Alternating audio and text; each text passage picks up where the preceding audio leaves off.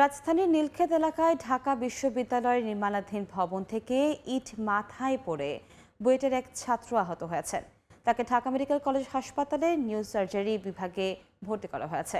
বৃহস্পতিবার বেলা 3:30টার দিকে রিকশায় করে নীলক্ষেত থেকে পলাশীর দিকে যাচ্ছিলেন তাওসিফ মাহির। পথে নির্মাণাধীন 20তলা ভবন থেকে ইটের টুকরো মাথায় পড়ে আহত হন। মাহির বাংলাদেশ প্রকৌশল বিশ্ববিদ্যালয়ের কেমিক্যাল ইঞ্জিনিয়ারিংয়ের 3য় বর্ষের শিক্ষার্থী। থাকতেন কাজী নজরুল ইসলাম হলে। নিরাপত্তা ব্যবস্থা না রেখে কাজ করার প্রতিবাদে শিক্ষার্থীরা ওই নির্মাণাধীন ভবনের কাজ বন্ধ করে দেন। বাইরেও সিসি ক্যামেরা আছে, ভিতরেও আছে, একটার অনেকে কানেকশন নেই, তাহলে সিসি ক্যামেরা লাগানোর অর্থ কি? মল্লিক এন্টারপ্রাইজ কখনো নামও শুনিনি। শ্রমিক ভাইরা যারা কাজ করতেছে, আপাতত তারা এই বিল্ডিংটা কমপ্লিটলি বন্ধ রাখতে চায়।